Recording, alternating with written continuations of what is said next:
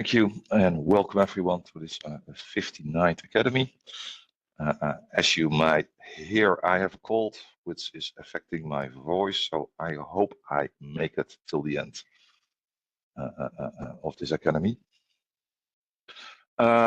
This Academy is all about a new logon method that we have introduced for the CAPI app. I say new, but it's not that new. We have created this about a year ago and released this silently to a few customers for which we know that they are actually using a device login and not an interviewer login. And there seems to be no problem with these customers using this. So we now thought it's time to introduce this to everyone so everyone can make a choice, whatever they want to use an interviewer login. For their devices or a device login. Agenda, we will take a short look at what an interviewer login exactly is, what the pros are and what the cons is. We'll do the same for the device login. And then we have a sort of demo, because I will not be showing the Android screen because that will use a lot of back and forwards with little again just costing time. So I will show you screenshots of the Android screens. That demo will mainly be about how to configure your CAPI app so that it can use the device login.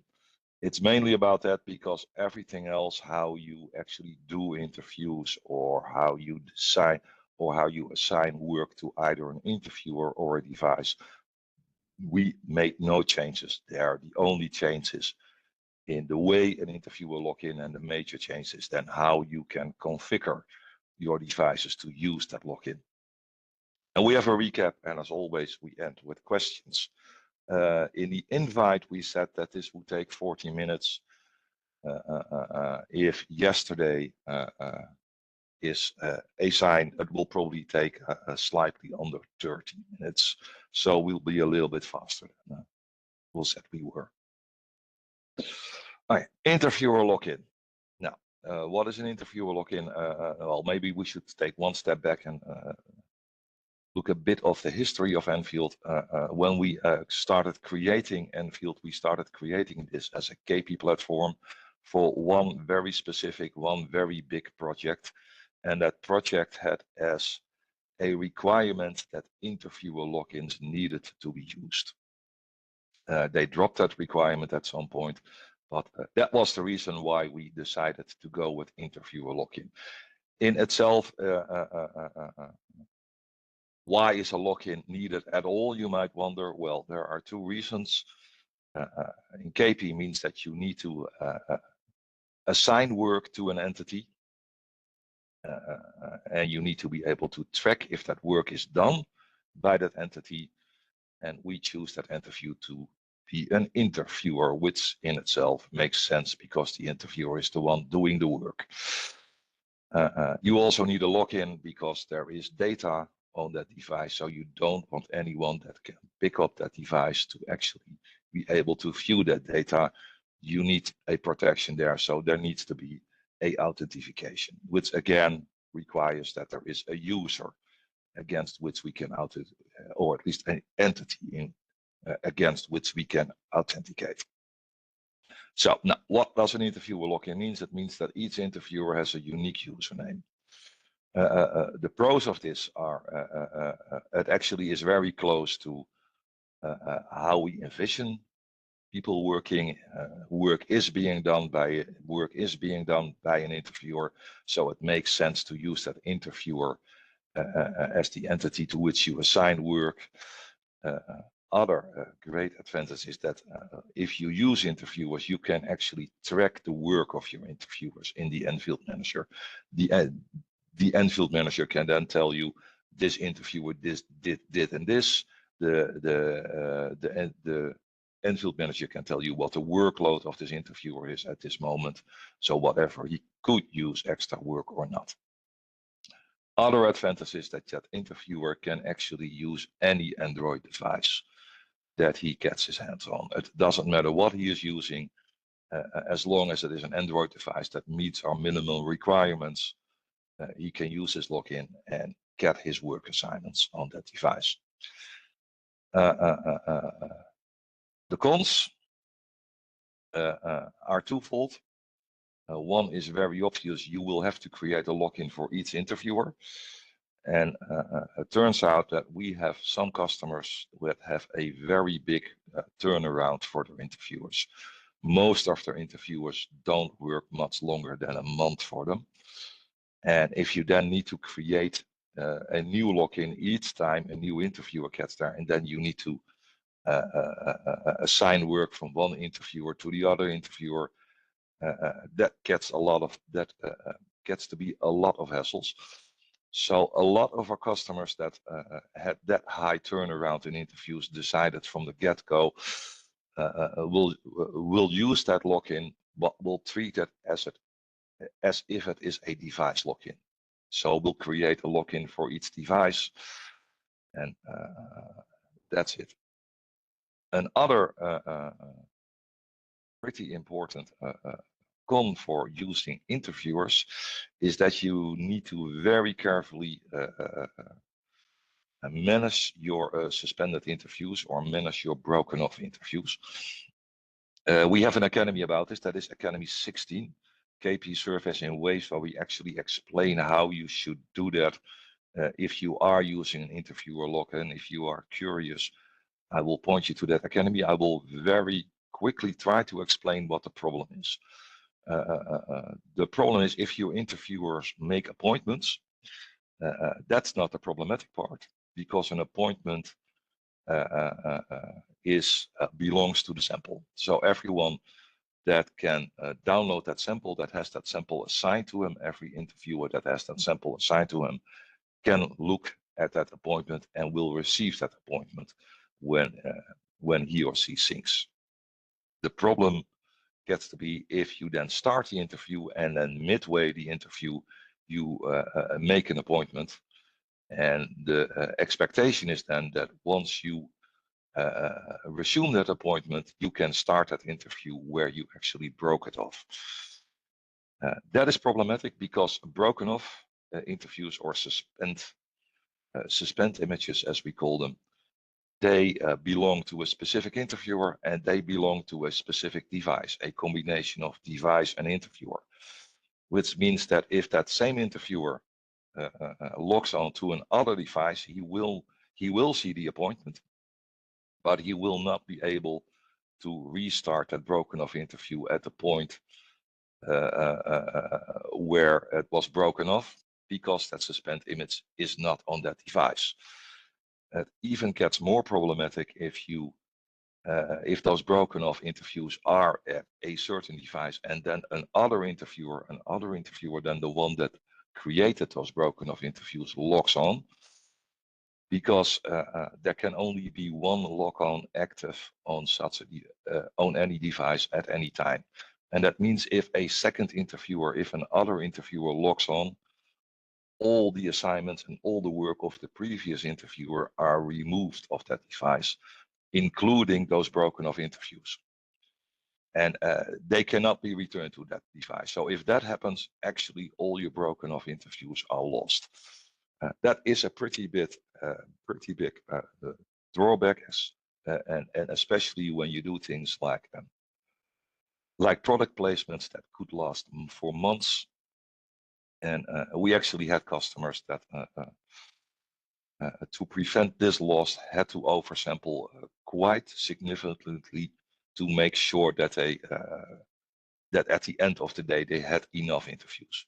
So when we saw that, we thought, yeah, well, now if people are actually using those device logs in, and this seems to be a solution for that, let's make sure that we actually support that device login natively. So that is the next step. What then is that device login? It's in itself very simple. We log in. We tie a specific login to a specific device. So it's not that we have created a different way to create a login. that are the same entities that are still interviewers. We just call them in this time. We say this is a device login, and then you can tie that specific login to a specific device. The positives are that you have less risk of losing suspended interviews, and there are probably less logins to manage if you that depends how fleeting your interview fleet is. The cons are exactly opposite from the pros of the device login. You will no longer be able to connect interviewer to a interview based on the standard data that Nfield offers you. You will be able to connect the devices to an interview, but not an interviewer. And you probably need to do that to pay your interviewer. So that means that if you are using a device login, you will have to start every survey with a question, who this interviewer actually is. So at least you have in the interviewer data who did this interview. Okay. And then we'll get to the demo. And as said, this demo is not about how to assign things to a device, because we haven't made any changes in the assignment procedure. It is purely about how to configure your device in such a way that it can use device logs in. Okay, that was a bit too quick, so let's bring this in presentation mode.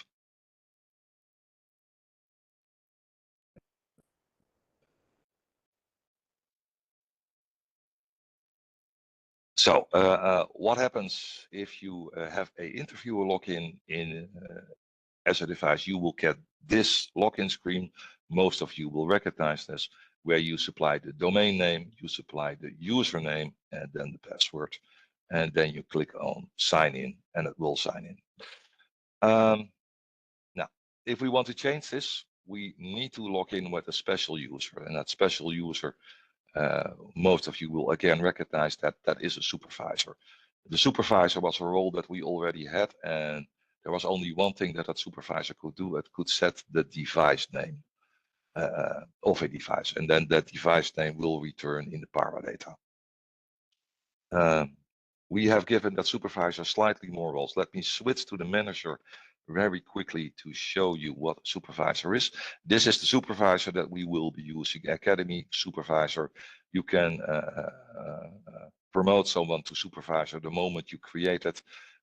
But we also have this toggle here where you can actually toggle logins between supervisor or not. So if I turn it off and I will save it, he will no longer be a supervisor. I will not save it. It will remain a supervisor. Okay, so let's return to our presentation.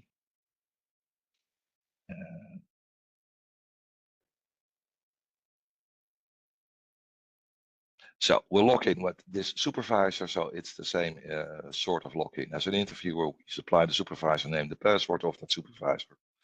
And then the first screen that supervisor will see is probably a empty screen, because normally you do not assign work to a supervisor. You just make sure that you sign in as a supervisor to do the configuration and then sign out again. So that will be an empty screen. And the next thing that you then need to do, let me take one step back. You click on this, what we call a hamburger menu, and that will bring up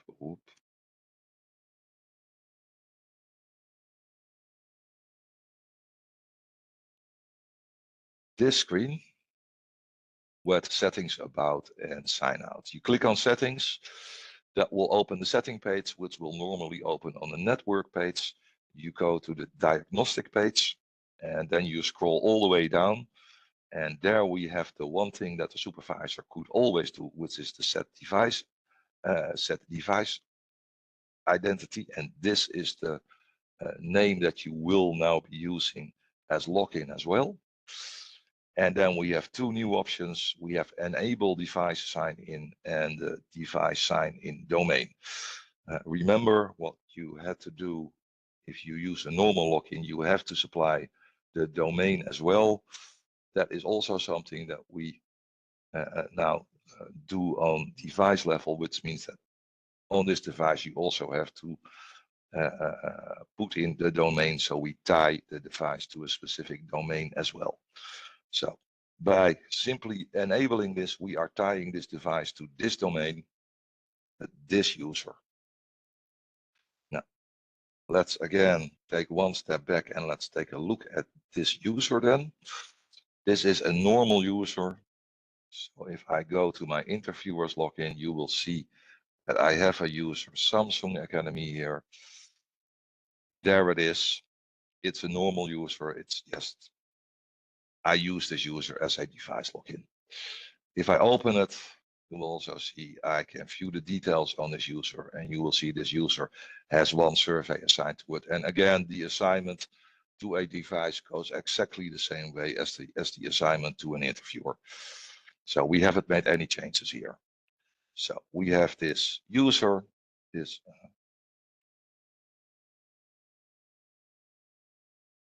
Samsung Academy, one survey assigned to it. So let's take our next steps and let's see how then that interviewer device actually works.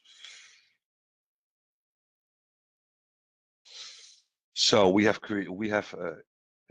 enabled the device sign in. Interviewer has, or the supervisor has signed out, and if you then sign in to the, and if you then sign into the tablet again, this is the screen that you will see, and you will see here sign in to, and then you actually have the device name, the name put to the device, which is Samsung Academy. We can no longer choose a domain or the name that is tied in to this one. All we have to give here is a password.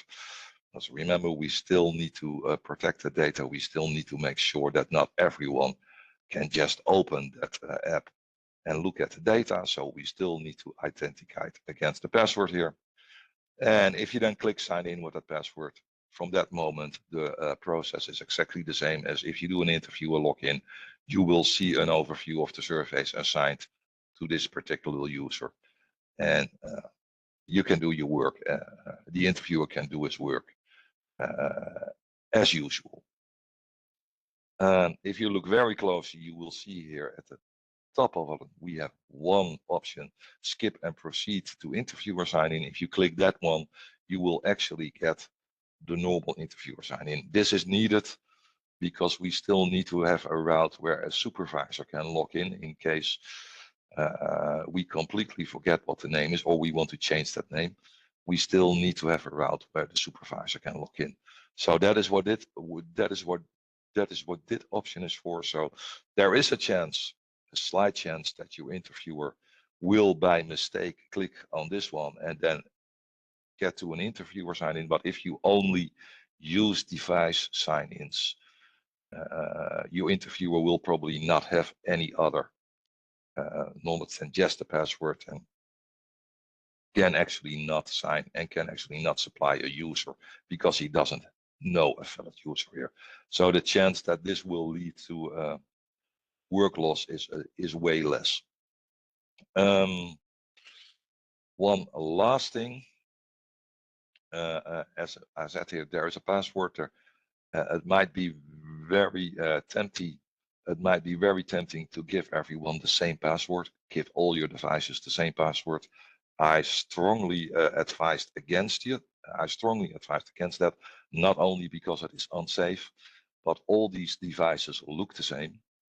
And if your interviewer then picks up the wrong device and simply types in the same, and it has the same password, he will actually get into that device, but not see the assignments. But the assignments he sees are not his assignments. Probably if your interviewer pays attention, he will notice at that point that he has picked up the wrong device. But chances are that he might even start an interview, and if you're unlucky, that is a broken off interview. and he will probably mess up that broken of interview. So that is a very good reason to not give your devices all the same password. And that's it. That is how you configure the CAPI login. So let's do a quick recap. A device login is, in terms for the Nfield manager, nothing else than a regular interviewer login. We just use it as a device login. We just use it as a login that has been tied to a specific device. Locking a ID to a device can only be done by a supervisor. We have seen that. Once a device is locked to a login, the interviewer must only supply a password, so there's no reason to give your interviewers usernames anymore. We just saw a case where it might even be wise not to do that, because there is still an escape route to supply a username and password. And if you do not give your user, and if you do not give your interviewers any usernames, they will not be able to mess that up. One thing to be very careful, a login tied to a device can still be used on other devices. So people can still use that device name to log into a completely other device if they use the normal interviewer login. So make sure that your IDs are unique. Okay. Any questions? Yes, there are a couple of questions, Frank. Some off topic, so let's do these at the end of the session. But a question that came in is, in which Nfield CAPI app version is this facility of device logon available? As said, that is it has been released a year ago, so it's at least a year old. I don't know from the top of my head which app that precisely is. I will make sure that is part of the documentation. Okay, clear. Let's take the other questions to the end of the session. Okay, I think we are at the end. If there are no more questions, then yeah. Okay. Or maybe if they are really off topic, let's first do the final remarks. Yeah. And then the off-topic questions. As said, recordings of the session will be available later this week. Manuals will be updated. That will take some time because I will have a conversation with our documentalist later today about this. So that will probably take a week before that is reflected in the manuals. If you have a suggestion for a topic, please write to your help desk. Next, and one thing, we will have a special sort of academy where we will not invite people to about a new quota feature that we are releasing next week. It is a very neat way to create very quickly your quota frame, and a very neat way to fill that quota frame from your script. I think it's a great improvement on what we had, but I do not want to rerun the entire quota academies. So I will do that as an addendum to the existing quota academies that we will simply add to the academy pages. Will not be long. It will be 5 to 10 minutes, I suggest. So you will see that popping up. And if you are interested in quota, I strongly suggest to look at that academy, because that is probably a huge time saver and a huge improvement for preventing errors. So that is a special academy that we will be doing. The regular academies, next one will probably 2 or 3 weeks, will be about quality control. That is a feature that we already have available, but we have greatly extended that feature. That is still a work in progress, but we are at a point where we want to introduce this to everyone and get actually feedback and some sort of idea what the rest of the direction should be.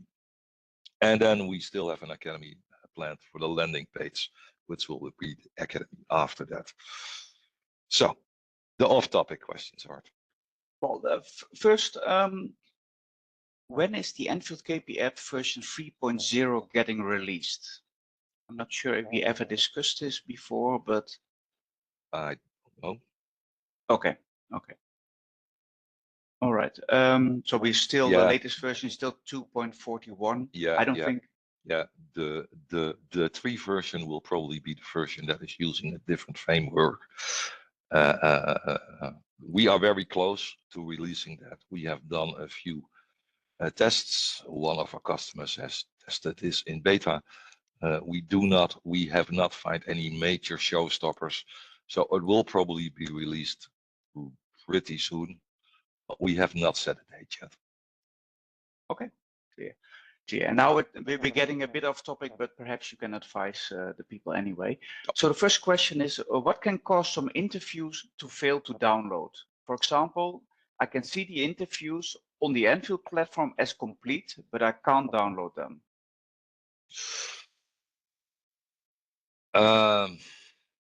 Well, the most obvious one is connectivity issues. Seeing on the manager that they are complete is only one flag that needs to be transferred to the manager. The interview might be way longer. There might be media files which would require way more time to sync. So that is one issue. So that would say make sure that you get to a stable Wi-Fi connection and try again. Another thing that we have seen sometimes is that should not happen anymore because we basically caught them all, but sometimes created files like open files or like media files have unvalid file names. That can happen if you push in that file name through a variable name and you are using characters there which aren't valid as file names. We have seen failed syncs for that reason, but most of these we actually have caught and we are replacing those invalid characters at this moment. So that might still happen every once in a while. But the most common case is that your connectivity is simply not stable enough and that you are trying to sync a very large file. Okay, thanks. Worth submitting this to the support if this happens? Yeah. If you move to a Wi-Fi connection and you are sure that this is a stable connection, then submit it to support. And there are always backdoors that we can use to download everything and then sort out what the problem is. Okay, there's another question which is Oh, sorry. Provided, of course, the data is still there. There is a third reason why this could happen, and that is if someone installed the app again. So if someone removed the app and then installed the app again, that will remove all the data. Yeah, so then there is simply nothing left to sync anymore. Yeah. Okay. Yeah.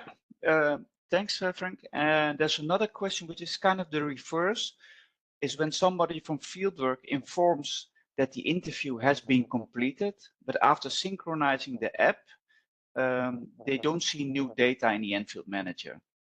Would you give any hint what could happen there? Yeah, now, it could be the same problem that that device simply has no connectivity, not stable enough connectivity to sync it. It might also be that at the moment it actually is synced, but that at the moment it synced, it was very busy in the manager because it is synced as one single package, and then in the backend that package needs to be unpacked and it needs to be streamed to all the databases. And at some point it is so busy that it actually that process times out, and then that is retried. Usually that is retried in the night. So if you see that happen, it might be wise to simply wait until the next morning. And if you still don't see anything at that point, then contact the help desk. Okay, all clear, Frank. Hope this is helpful, and these were all the questions. Okay. And, thank you for your attention, and talk to you in 2 to 3 weeks about quality control. Thank you. Bye-bye. Thank you all. Bye-bye.